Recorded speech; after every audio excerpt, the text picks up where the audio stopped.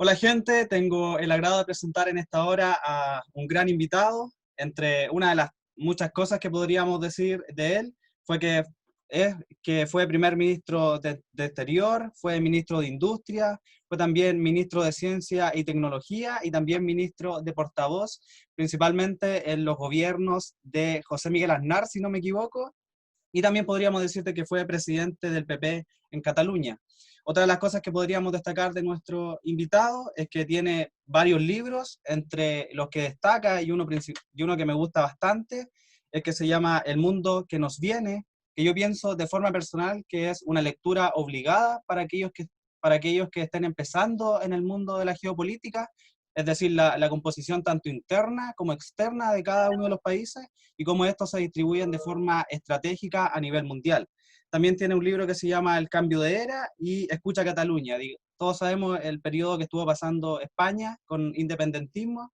Recordemos también que hubo estos disturbios por el proceso catalán que también se llevó a cabo, donde también nuestro invitado ha hecho reflexiones al respecto. Joseph Piqué, muchas gracias por acompañarnos y corrobórame si en algo no me he equivocado. No, no, yo creo que ha hecho una buena descripción. O sea que Ya, adelante. ya. Eh, Estoy a su disposición. Ya, me gustaría partir preguntando, cuando terminó la Guerra Fría, Francis Fukuyama escribió un libro que se llama El fin de la historia y el último hombre, donde su teoría principal era decir de que en este mundo bipolar, principalmente el bando soviético y el bando norteamericano, habían salido triunfantes, digamos, los valores occidentales. ¿Qué quiere decir esto? En términos políticos, la democracia representativa, en términos económicos, el libre comercio y en términos socioculturales, digamos, sociedades abiertas, con igualdad, digamos, jurídica entre los individuos ante la ley. Me gustaría preguntarle, bueno, pero nos hemos dado cuenta de que al pasar un tiempo parece que esto ha ido variando un poco y ahí la finalidad también de su libro. Le pregunto, ¿realmente era este el fin de la historia? Pues sin ninguna duda no, ¿no? Yo creo que la historia de alguna forma siempre vuelve y se toma su venganza, aunque sea dicha entre comillas, ¿no? Y yo creo que esa tesis de Fukuyama, que después él ha matizado enormemente y que probablemente hoy ya no comparte, se debía a algo que fue muy claro, ¿no?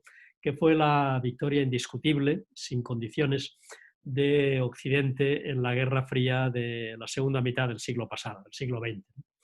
La derrota de la Unión Soviética fue tal que previamente la vimos con la caída del muro de Berlín, que fue una visualización de que se hundía uno de los bloques, y al poco tiempo, eso pasaba en noviembre del año 1989, al poco tiempo, en las Navidades de 1991, la propia Unión Soviética colapsaba y desaparecía y se descomponía nada menos que en 15 nuevos estados soberanos, ¿no? Por tanto, esa victoria de Occidente, encabezada por Estados Unidos, parecía inaugurar y así además apuntaba en los primeros años una época en la que se iban a generalizar los valores occidentales, que la democracia representativa, tal y como la entendemos en Occidente, pues se iba a extender por todo el mundo. De hecho, lo hizo en Europa del Este, los antiguos países satélites. Pareció en algún momento que incluso podía suceder en la propia Rusia, y algunos apuntaban que a medida que China fuera creciendo económicamente, generara clases medias y se insertara en la globalización, pues inevitablemente China iba también a abrazar un sistema democrático. Bueno, además de la perspectiva política, efectivamente está, como usted dice, la perspectiva económica. Y después del fracaso sin paliativos de la economía centralizada al estilo soviético, pues parecía que la única alternativa para asignar eficazmente los recursos era la economía de mercado, fundamentada en la iniciativa privada. Bueno, esto también de alguna forma se ha visto desmentido, ¿no? Porque el modelo de crecimiento, por ejemplo, de China, que es la nueva gran superpotencia de este siglo en competencia con Estados Unidos, pues es un modelo de mercado. De hecho, el mercado ha existido a lo largo de toda la historia de la humanidad, ¿no? Otra cosa es el capitalismo, ¿no? Y el modelo chino es un modelo de mercado, pero con un control por parte del sector público y una intervención que deja poco margen al libre juego de la iniciativa privada no condicionada al poder político. Y parecía también que íbamos a ir a sociedades abiertas en las que la libertad individual y la igualdad ante la ley pues serían también la norma. Bueno, al poco tiempo descubrimos que ese pretendido nuevo orden, encabezado por una única superpotencia más o menos benefactora como Estados Unidos, pues tenía enemigos y adversarios. El principal enemigo lo vimos un 11 de septiembre del año 2001, cuando dramáticamente vimos caer las Torres Gemelas en Nueva York o vimos a un avión estrellándose contra el Pentágono. El primero, las primeras, ¿no? Las Torres Gemelas, símbolo del capitalismo norteamericano, y el Pentágono, símbolo del poder militar, ¿no? Y además de estos enemigos, el terrorismo internacional, vimos que ese nuevo orden tenía muchos adversarios, es decir, oponentes que no lo confrontaban frontalmente, pero que no lo aceptaban, que no aceptaban esas normas, que querían intervenir también en la definición de las normas de un nuevo orden mundial y que cuestionaban la hegemonía norteamericana. El ejemplo más claro es China, pero hay muchos otros. La propia Rusia, Turquía, Irán, India. Hay un cierto retorno de la historia y de los antiguos imperios y, por lo tanto, un cierto retorno de la geopolítica. Hoy Occidente está en declive. Está en regresión, no solo en términos relativos desde el punto de vista económico, demográfico, sino también como concepto, ¿no? Lo que está en cuestión son esos valores, no solo porque se nos interpela desde fuera con esas nuevas potencias que han irrumpido en esta primera mitad de siglo, sino también porque esos valores se cuestionan muchas veces desde dentro de nuestras propias sociedades, desde lo que ahora llamamos los populismos y los nacionalismos. Y este es el punto en el que nos encontramos, ¿no? La gran pregunta es, ¿va a subsistir Occidente en cuanto concepto asociado a unos valores? ¿Va a permeabilizar, va a conseguir que esos valores se permeabilicen y se difundan en otras realidades políticas y sociales y económicas? ¿O Occidente no solo está en recesión en términos relativos, en regresión en términos relativos, sino que está en repliegue también desde el punto de vista de los valores que provienen básicamente de la Ilustración? Así es. También tengo otra pregunta que me parece interesante. Cuando uno piensa, por ejemplo, ¿qué hizo Estados Unidos para lograr hacer hegemonía a nivel mundial? Uno inmediatamente podría pensar en que, bueno, ganó la Segunda Guerra Mundial, luego ganó la Guerra Fría, todos sabemos la caída del muro de Berlín y la independencia también de los países de Eurasia, y después de eso se preocupó por hacer lazos comerciales por el mundo. Yo creo que esa es una de las cuestiones principales de por qué a Estados Unidos, de por qué el crecimiento de Estados Unidos y de por qué se le tilda actualmente como el hegemón del mundo. Yo le pregunto personalmente a usted, ¿qué piensa las cosas que ha hecho relevante China para a lo mejor disputarle la hegemonía o asomarse siquiera a la hegemonía de Estados Unidos? Bueno, vamos a ver, yo creo que la hegemonía de Estados Unidos vive también una enorme paradoja, ¿no? La primera paradoja la he mencionado implícitamente. La clarísima victoria de Occidente en la Guerra Fría del siglo pasado ha llevado a un proceso de desoccidentalización del mundo muy rápido y muy vertiginoso. Bien, la otra gran paradoja es que quien lideró Occidente y quien lo ha venido liderando hasta hoy sobre la base de la construcción de una arquitectura institucional que permitía una cierta gobernanza de la globalización a través del libre comercio y a través de la cooperación multilateral, que ha sido Estados Unidos, hoy precisamente encarna la lucha contra estos mismos principios, ¿no? Estados Unidos ha devenido una potencia proteccionista, como estamos viendo constantemente, está en contra de las aproximaciones multilaterales para resolver los problemas, lo vemos también todos los días. Hay una introspección, ¿no? Hay un repliegue de Estados Unidos en sí mismo, que se refleja en el famoso lema de America First, que muchas veces, además de America First, significa America Alone, ¿no? Estados Unidos, su actual administración, entiende que para resolver los problemas es mucho mejor ir solo que no con los aliados tradicionales, ¿no? Olvidando ese viejo dicho popular tan sabio, ¿no? De que es verdad que si uno quiere ir rápido es mejor ir solo, pero que si quiere llegar lejos mejor es ir acompañado, ¿no? Bueno, en el caso de China lo que hay es efectivamente una voluntad cada vez más clara, cada vez más explícita, cada vez más radicalmente expresada, de sustituir a Estados Unidos como la gran potencia hegemónica a mediados del presente siglo. Pero para China eso no constituye una novedad en su larga historia. China tiene una tradición milenaria, ¿no? Y como cultura existe desde hace varios milenios, y como estructura política, digamos, el imperio chino pues tiene ya por lo menos 23 siglos de existencia, con una línea de continuidad que no tiene parangón en ninguna otra cultura o civilización en el planeta, ¿no? Por lo tanto, China lo que está planteando es volver a ser lo que fue durante larguísimo tiempo, que fue pues, el país más importante del mundo. Ellos se consideraban, y China significa eso, el imperio del centro, ¿no?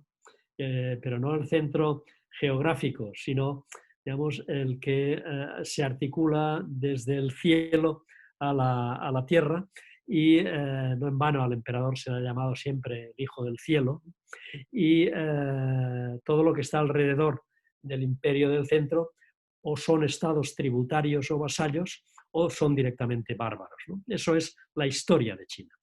Y hasta mediados del siglo XIX, China fue la economía más importante del mundo y probablemente también la cultura y la civilización más importante del mundo. Eso se rompe con la irrupción de las potencias occidentales en el continente asiático y particularmente en China, y la humillación de China gracias a la superioridad tecnológica de esas potencias que hicieron la revolución industrial, cosa que China no hizo. La revolución industrial, que es una revolución tecnológica, hizo que la productividad sobre todo los países europeos primero, luego Estados Unidos y luego algunos otros fuera de Occidente, ¿no? Como por ejemplo Japón, pues fuera mucho mayor, y a consecuencia de este crecimiento económico y tecnológico también adquirieron la superioridad militar.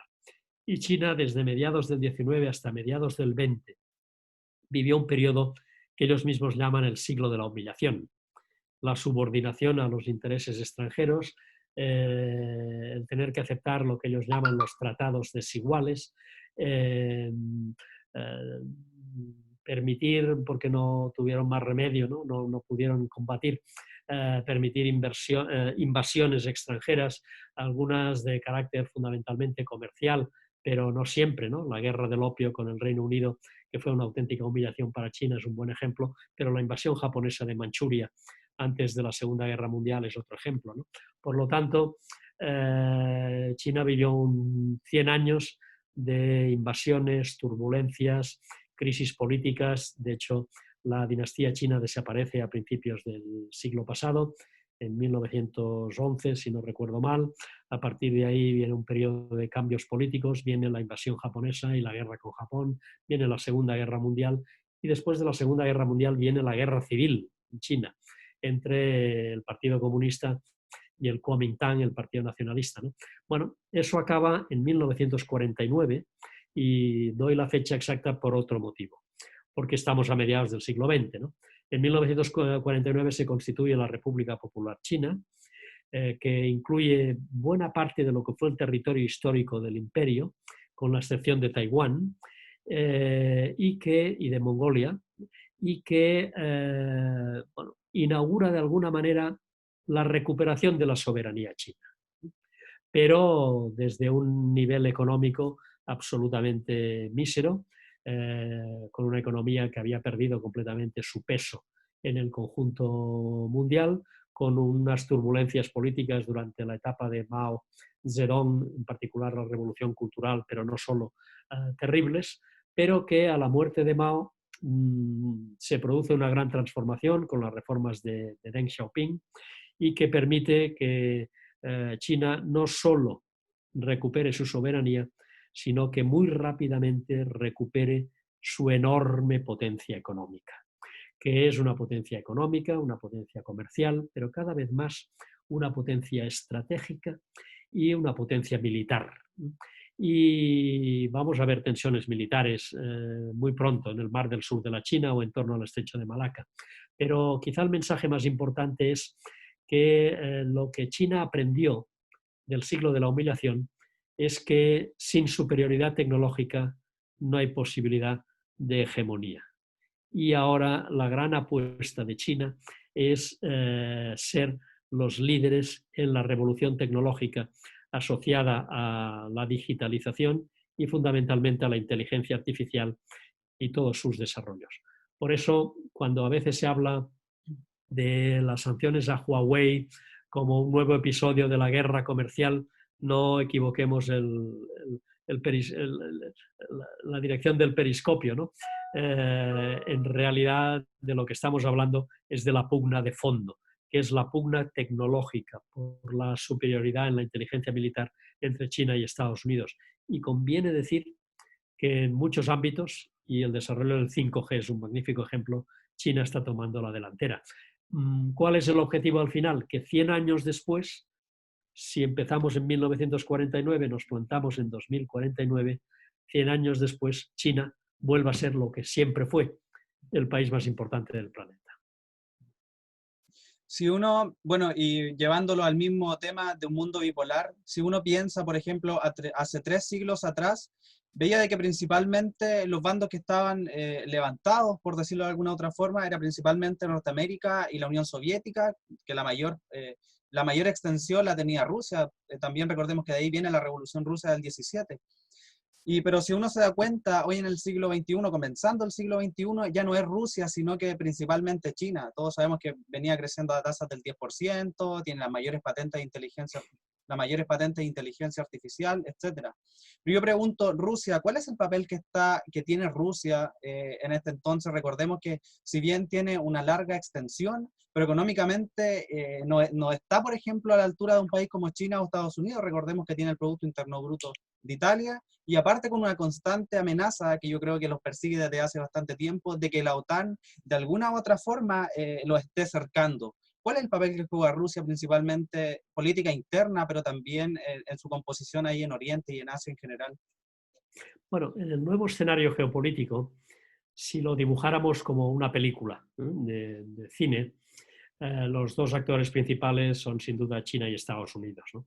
Pero si hay algún actor de reparto importante, ¿no?, que también merece un Oscar, eh, es precisamente Rusia, ¿no? Sin Rusia no entenderíamos la película. Así como hay actores que pueden ser irrelevantes o cuya ausencia o cuya presencia en la película pues no añaden nada sustancial, Rusia sí es un actor muy relevante, ¿no? Pero lleva usted razón en el sentido que ya en su día apuntó el presidente Obama, ¿no?, el anterior presidente de Estados Unidos. Obama dijo, y enfadó mucho al presidente Putin, dijo que Rusia no podía ser una potencia global, que a lo sumo sería una potencia regional, ¿no? Bueno, eso a los europeos no nos consuela especialmente porque la región en la que está Rusia es precisamente la nuestra, ¿no? Pero ¿por qué dijo eso Obama? Por razones objetivas, ¿no? Primero porque, como usted ha dicho, su PIB no es el propio de una gran potencia, es el propio de una potencia media, ¿no? Como Italia es ligeramente superior al de España, con eso no puedes aspirar a ser una gran potencia. Tiene una población escasa. Es un país muy extenso, pero es un país, sobre todo en Siberia, enormemente despoblado, ¿no? Son 100 y poco millones de habitantes y además con una tasa de mortalidad alta, y con esa población tampoco puedes aspirar. La masa crítica mínima desde el punto de vista demográfico para ser una gran potencia, yo creo que la fija Estados Unidos con sus 350 millones de habitantes, y tiene que ser a partir de ahí, ¿no? Después, su estructura productiva, la de Rusia, tampoco es especialmente sofisticada. Es una economía basada en la extracción de materias primas energéticas, con poca sofisticación productiva, y que ha reservado el esfuerzo tecnológico en el ámbito fundamentalmente militar y en el espacio y el ciberespacio. Y por lo tanto, matizo ahora lo que acabo de decir, en el sentido de que hay condiciones objetivas para que Rusia no sea una potencia global, sino solo una potencia regional, importante, pero solo. Pero hay otros aspectos que hacen que Rusia pueda boxear por encima de su peso. ¿Cuáles son? Bueno, primero, ese esfuerzo tecnológico en el área militar y en el ciberespacio. Después, la gran cantidad de energía de la que dispone. Y después una política exterior enormemente proactiva, ¿no?, que deriva de la convicción por parte de Rusia de que fue maltratada por Occidente después de la caída del muro de Berlín. Rusia siempre argumenta que Occidente se comprometió, a cambio del reconocimiento de la reunificación de Alemania, Occidente se comprometió a no ampliar las fronteras de la Alianza Atlántica hacia las fronteras rusas, porque eso era percibido como una amenaza a la seguridad de Rusia. Ese es un temor atávico por parte de Rusia. La historia de nuevo vuelve, ¿no? Rusia siempre quiso incrementar su perímetro de seguridad. Es un país en general muy llano, muy fácilmente invadible. Ha sufrido muchas invasiones desde Oriente y desde Occidente, y por lo tanto Rusia siempre ha querido dominar el Báltico y la salida al Atlántico, siempre ha querido dominar el Mar Negro y la salida al Mediterráneo, llegar al Mar del Japón como efectivamente llega, dominar el Cáucaso, dominar Asia Central, dominar el Mar Caspio, y eso fue la Unión Soviética. Con la Unión Soviética, que además desplazó, digamos, las fronteras de seguridad de la Unión Soviética hasta partir Europa por la mitad, incluida Alemania, ese ha sido el sueño imperial de la Rusia eterna, ¿no? Probablemente es lo que tenía Pedro el Grande en la cabeza o la emperatriz Catalina, ¿no? Y eso es lo que Rusia pierde con el desmoronamiento de la Unión Soviética. Y Rusia está ahora queriendo volver a recuperar esa área de influencia y ese perímetro de seguridad.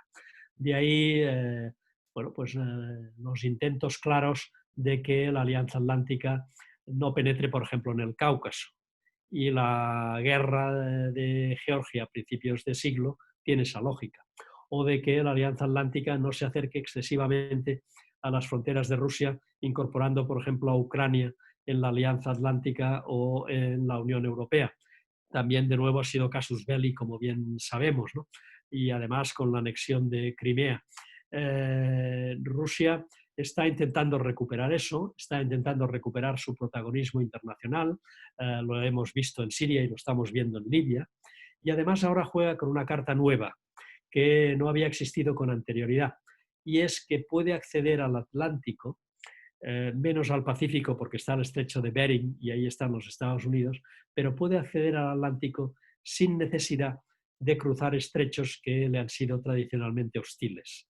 Los estrechos escandinavos para salir desde el Báltico al Atlántico, o el Bósforo y los Dardanelos para salir del Mar Negro al Mediterráneo y después al Atlántico, ¿no? Lo que los rusos han llamado siempre el acceso a las aguas calientes.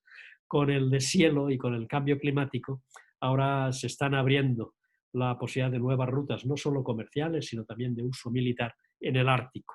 Y en los próximos años vamos a hablar mucho del Ártico, porque para Rusia es un componente esencial en esa estrategia de recuperación de la influencia que tuvo en su momento con el imperio de los zares y particularmente durante la etapa de la Unión Soviética.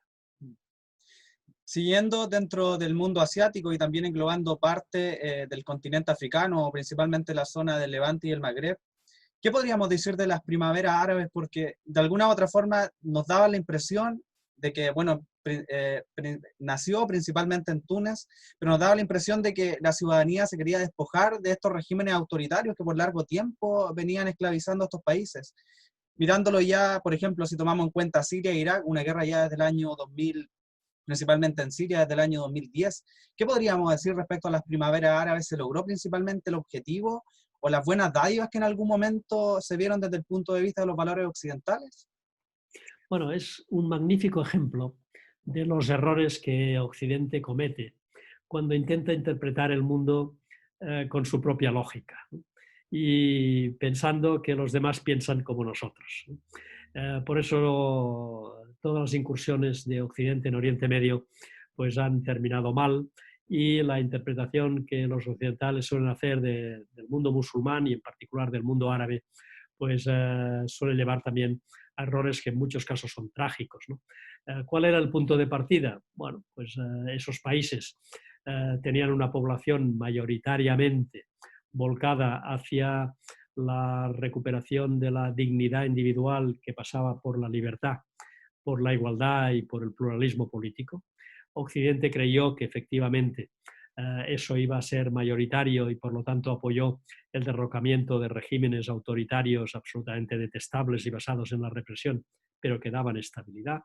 Y el resultado ha sido que en muchos casos la estabilidad se ha mutado en una profunda inestabilidad, y en los casos más trágicos en guerras absolutamente sangrientas, ¿no? Ha mencionado usted el caso de Irak o el caso de Siria. Evidentemente el caso de Libia es otro caso, ¿no? Y otro ejemplo. Y además, en muchos casos, porque primero fue Túnez y luego fue Egipto, en el caso de Egipto ha habido un retroceso hacia de nuevo una dictadura de naturaleza fundamentalmente militar y no muy distinta a la que en su día protagonizaba el régimen de Mubarak, ¿no? De momento, la única experiencia que enormemente frágil, por otra parte, que ha resultado positiva, es la de Túnez, ¿no? Pero es enormemente frágil y vamos a ver cómo evoluciona. Tenemos la obligación moral y política, ambas, y porque nos interesa, de apoyar a Túnez en sus esfuerzos de consolidación democrática. Pero yo diría que es casi la excepción que confirma la regla, ¿no? Nos hemos vuelto a equivocar porque el resultado no ha sido precisamente bueno para la población. En muchos casos porque las guerras han sido devastadoras y siguen siendo, ¿no? El sufrimiento humano es extraordinario, los flujos de refugiados son inmensos, las víctimas son innumerables y al final el saldo no es precisamente positivo, ¿no? Es difícil acometer esas cosas, pero una lección que hay que aprender es que hay que hacer un esfuerzo para entender mucho mejor las realidades sobre las que se intenta incidir, ¿no? Y eso viene ya de hace más de 100 años, ¿no? Cuando después de la Primera Guerra Mundial y el hundimiento del Imperio Otomano, que daba de alguna manera estabilidad al conjunto del mundo árabe, las potencias europeas, particularmente Francia y el Reino Unido, se dividieron Oriente Medio en áreas de influencia, ¿no? Y lo hicieron trazando las fronteras casi con tiralíneas, sin tener en cuenta las diferencias sociales, los aspectos tribales, los aspectos étnicos, los aspectos religiosos, que son enormemente complejos en esos países y que simplificarlos suele llevar a equivocaciones muy graves. Sí. Bueno, ya moviéndonos de continente, digamos, hacia el continente europeo, uno desde Latinoamérica ve básicamente una Europa que lentamente se está desintegrando.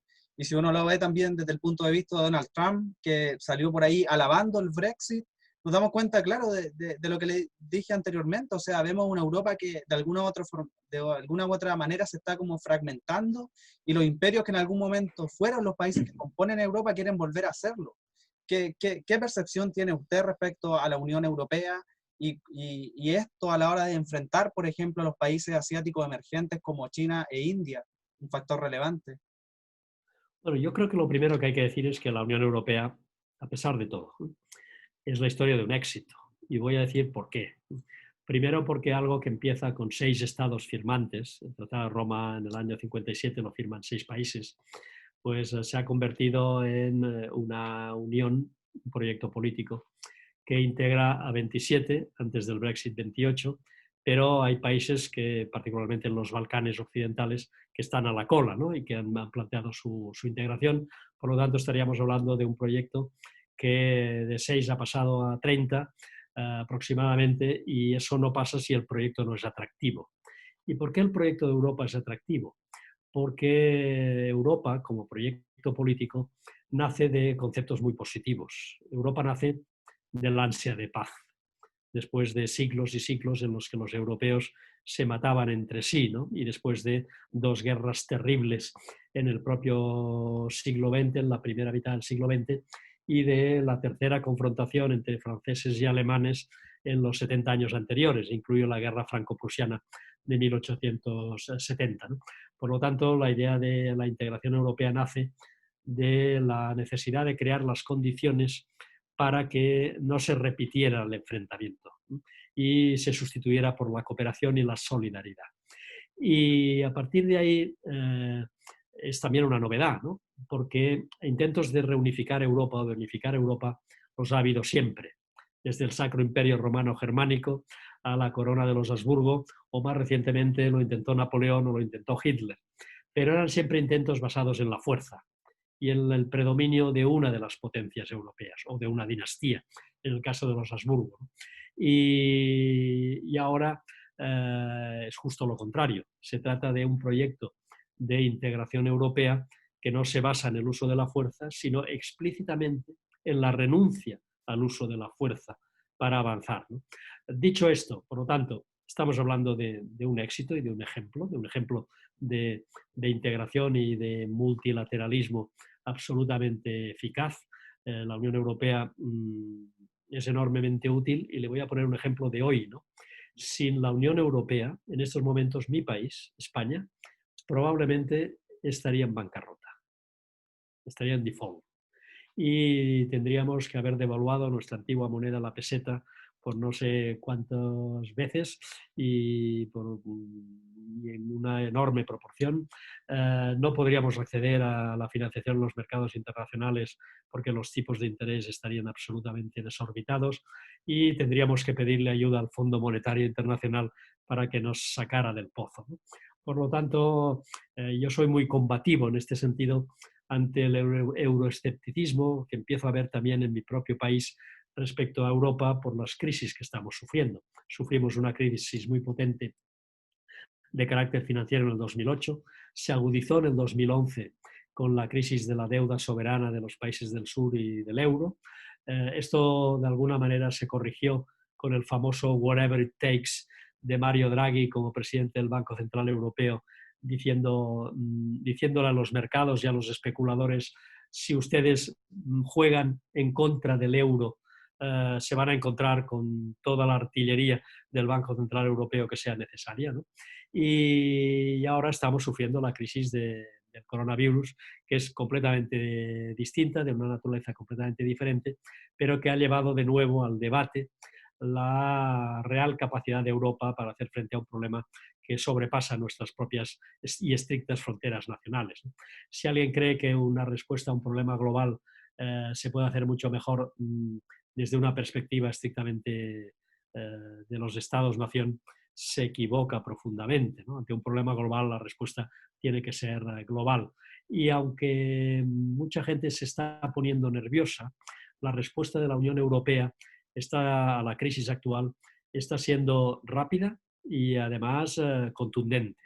No solo por la actitud del Banco Central Europeo, que ha permitido que los tipos de interés estén absolutamente planos y estabilizados y los mercados de deuda no tengan tensiones, que permite seguir financiando la economía, sino que además, como instituciones europeas en sentido estricto, se han puesto en marcha mecanismos como el MEDE, como el propio Banco Europeo de Inversiones, lo que llamamos el SURE, para dar recursos a los países que los necesitan para afrontar los costes del desempleo, y ahora un fondo de recuperación por un importe de 750.000 millones de euros, que no es una cifra menor, que ha sido ya aprobado por la Comisión, que tiene ahora que ser sometido al Consejo, que tiene a su vez que ser ratificado por los diferentes parlamentos, pero que si todo sale bien, a partir de principios del próximo año, puede ayudar a los países, como es el caso de España, que tienen la necesidad de incrementar enormemente su gasto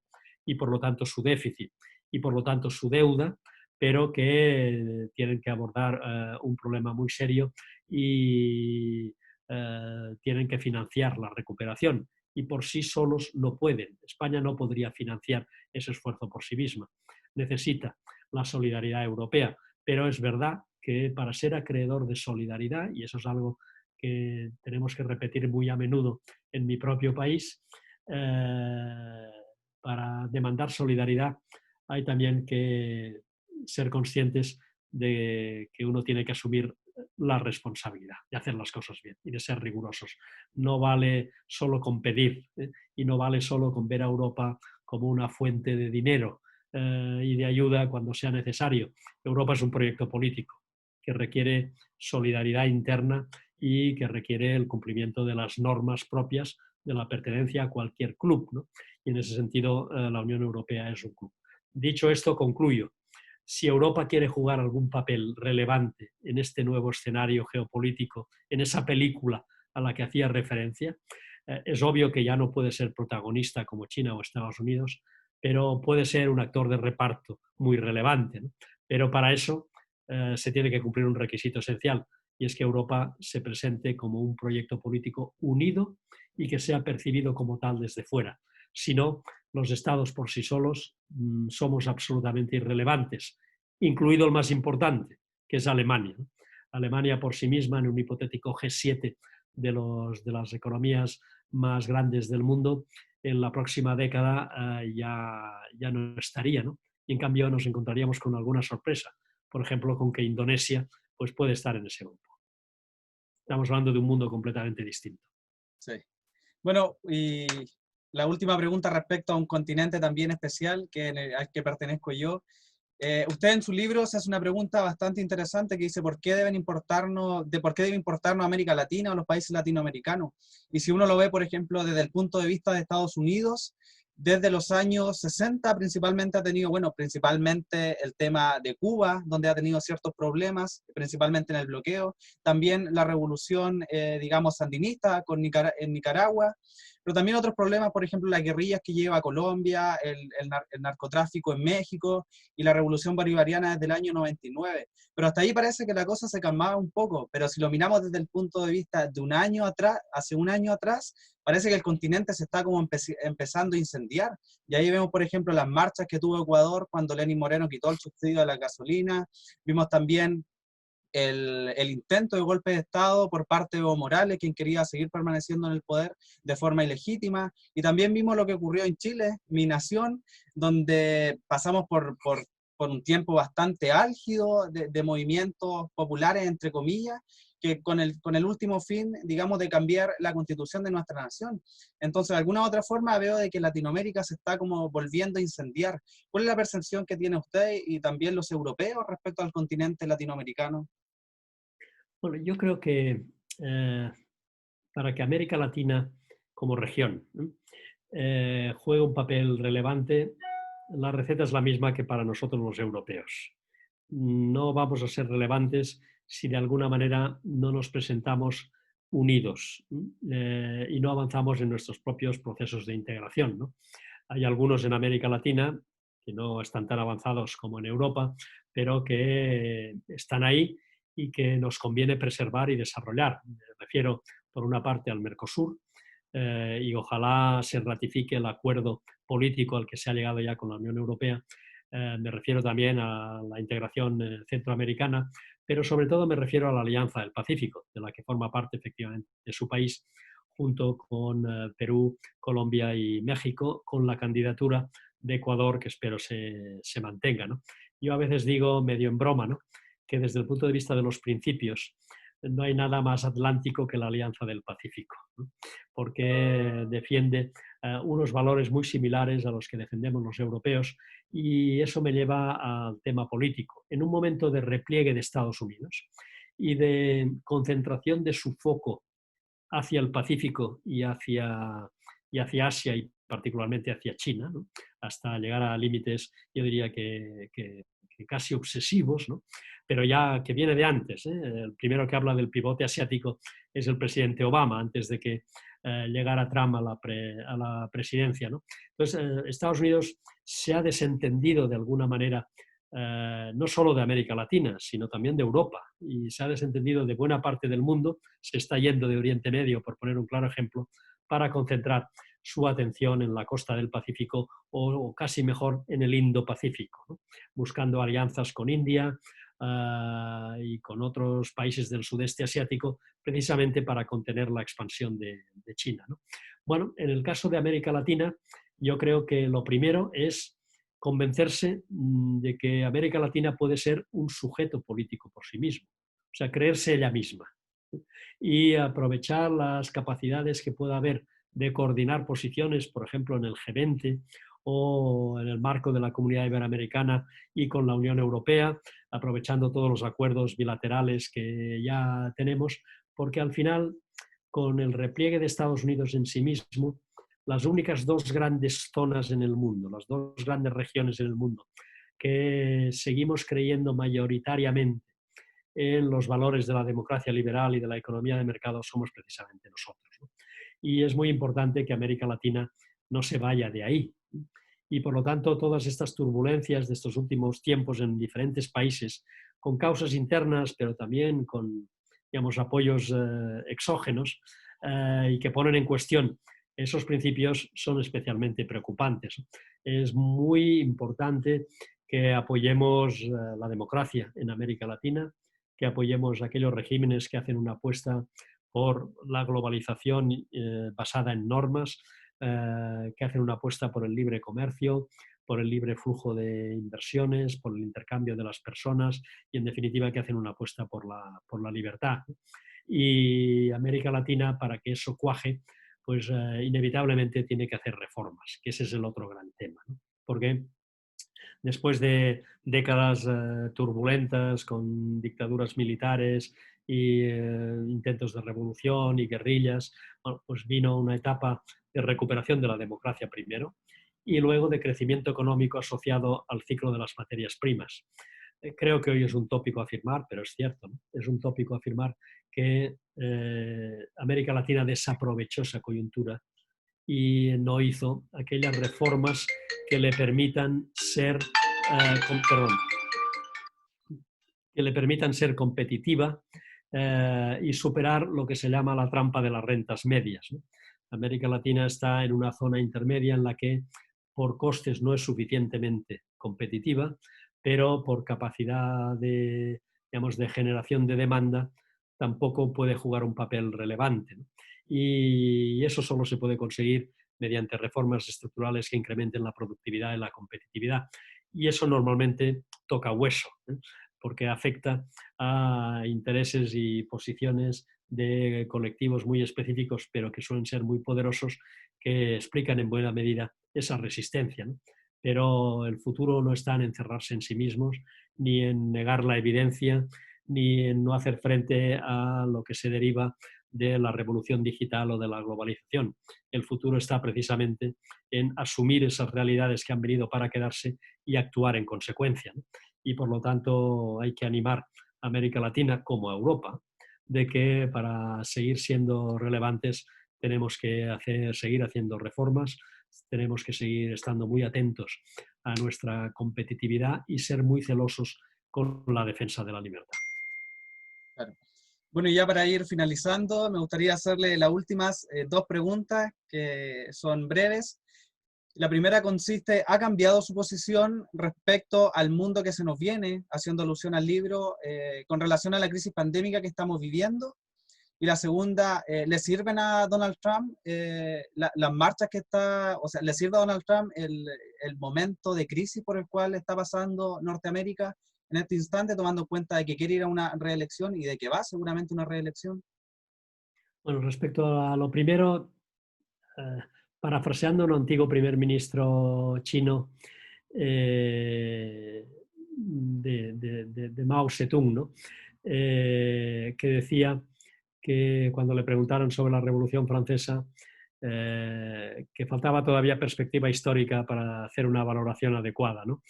Yo creo que estamos todavía en medio de la pandemia. Parece que en Europa se está empezando a controlar. Ahora parece que el epicentro está precisamente en América Latina, pero también en Estados Unidos.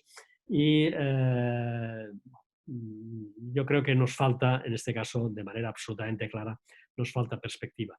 Yo que ya tengo una cierta edad, a lo largo de mi vida he escuchado ya varias veces ese tipo de profecías según las cuales nada volverá a ser como antes, el mundo va a ser completamente distinto, habrá un antes y un después. Bueno, eso lo oí yo un 11 de septiembre del año 2001, lo oí cuando cayó Lehman Brothers, lo he escuchado en varias ocasiones, ¿no? Y es verdad que cambian cosas, ¿no? Pero nos adaptamos, ¿no? Y el mundo sigue y la nave va, que diría Fellini parafraseando su famosa película, ¿no? Y pues seguramente tendremos que sufrir, además de los controles de seguridad en los aeropuertos, tendremos que sufrir controles sanitarios, ¿no? Pero volveremos a volar y volveremos a viajar y volveremos a tener encuentros presenciales. Y además es muy bueno que recuperemos la movilidad. La cultura y la civilización humanas se han hecho sobre la base del conocimiento de los otros y de los descubrimientos de los otros, ¿no? Y del aprendizaje mutuo. Y yo creo que va a ser mucho menos importante de lo que ahora muchos están diciendo, entre otras cosas porque intentan aprovecharlo para avanzar en su propia agenda, ¿no? porque interpretan, en algunos casos de manera absolutamente torticera, ¿no?, que la crisis del coronavirus pone en cuestión los sistemas democráticos, pone en cuestión la economía de mercado y la iniciativa privada, que tiene que haber una vuelta del Estado como gran protector y gran benefactor, que tiene que haber una preponderancia del poder ejecutivo sobre el legislativo, que no es bueno que haya independencia del poder judicial, que la libertad de expresión tiene límites. Bueno, mucho cuidado con todo eso, ¿no?, porque eso sí que realmente sería un cambio, ¿no?, pero no sería derivado del coronavirus, sino de las estrategias políticas que están detrás de muchos que defienden que las cosas van a ser muy distintas. Ya veremos. Nos falta perspectiva, insisto, pero yo soy muy escéptico respecto a que haya cambios drásticos. Las megatendencias estaban ahí y siguen estando todas ellas. La digitalización se puede acelerar, pero viene de antes. La globalización tiene problemas de gobernanza, pero viene de antes y va a seguir. El repliegue de Estados Unidos es una tendencia irreversible, aunque cambie el presidente. La expansión de China está ahí y va a proseguir. El protagonismo ruso va a estar ahí. Va a venir India y eso sí que va a ser un cambio muy importante, pero y estamos ya a las puertas de eso, y así sucesivamente, ¿no?